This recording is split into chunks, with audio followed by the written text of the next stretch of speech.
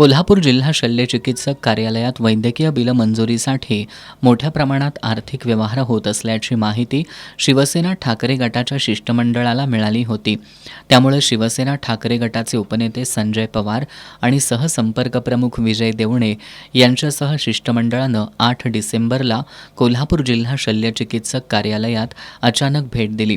यावेळी जिल्हा शल्यचिकित्सक डॉक्टर नितीन वाडीकर यांच्या समवेत कार्यालयातील कागदपत्र तपासली असता या ठिकाणी वैद्यकीय बिलं मंजुरीसाठी आर्थिक देवघेवीच्या नोंदीचे एक रजिस्टर आढळून आलं.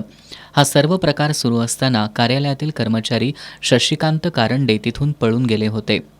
त्यावेळी हे रजिस्टर वरिष्ठ अधिकाऱ्यांच्या समोरच सील करण्यात आलं आणि याच्या सखोल चौकशीची मागणी करण्यात आली. या प्रकरणी विधिमंडळाच्या हिवाळी अधिवेशनात देखील आमदार भास्कर जाधव यांनी प्रश्न उपस्थित केला होता.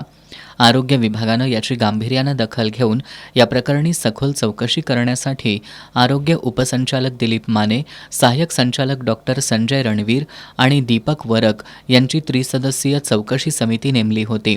आज या चौकशी समितीनं ठाकरे गटाच्या पदाधिकाऱ्यांच्या उपस्थितीत जिल्हा शल्य चिकित्सक कार्यालयात जाऊन पंचनामा करत आर्थिक देवघेवीचं रजिस्टर ताब्यात घेतलं. मात्र आरोग्य उपसंचालक डॉक्टर दिलीप माने यांनी आज या प्रकरणाशी संबंधित सर्व अधिकारी आणि कर्मचाऱ्यांना जिल्हा शल्य चिकित्सक कार्यालयात उपस्थित राहण्याचं पत्र देऊन देखील कार्यालयातील कर्मचारी कारंडे हे अनुपस्थित राहिले. त्यामुळे उपनेते संजय पवार आणि विजय देवणे यांनी जिल्हा शल्य चिकित्सक डॉक्टर नितीन वाडीकर यांना धारेवर धरलं. वरिष्ठ अधिकाऱ्यांनी सूचना देऊनही कर्मचारी उपस्थित का नाहीत अशी विचारणा करत कार्यालयाची केवळ रंगरंगोटी नको, या कार्यालयाला लागलेल्या घुशींवर कारवाई करा अशी मागणी केली. यावेळी आरोग्य उपसंचालक डॉक्टर दिलीप माने यांनी पंचनामा करून सील केलेलं रजिस्टर चौकशीसाठी ताब्यात घेतलंय. आता आठवडाभरात चौकशी करून याचा अहवाल शासनाला पाठवणार असल्याचं सांगण्यात आलं.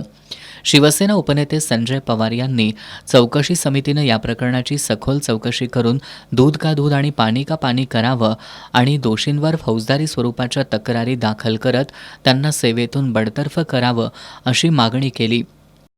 वैद्यकीय बिलं देण्यासंदर्भात जो काळा बाजार चालू होता, जी टक्केवारी सुरू होती, त्याचा पर्दाफाश शिवसेना उद्धव बाळासाहेब ठाकरे या पक्षाच्या वतीने केलेला आहे.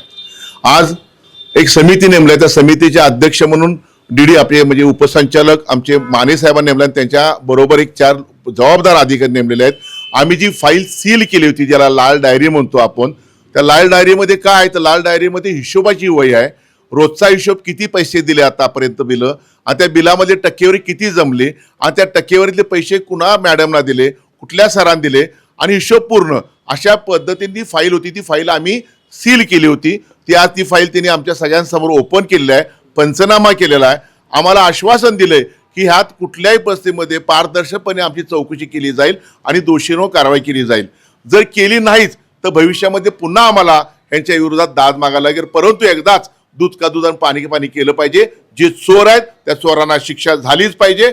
आणि आश्चर्य आहे, ते कारंडे नावाचा शिपाई जर डीडी साहेबांनी पत्र दिले, CS साहेबांनी पत्र दिले, आज समितीसमोर तो हजर राहिलेला नाही आहे. चौकशी समिती सदस्यांच्या समोरच झालेल्या चर्चेवेळी निवासी वैद्यकीय अधिकारी डॉक्टर रेश्मा पाटील, प्रशासन अधिकारी राजेंद्र पाटील, प्रवीण पालव, अभिजित बुकशेट आदी उपस्थित होते.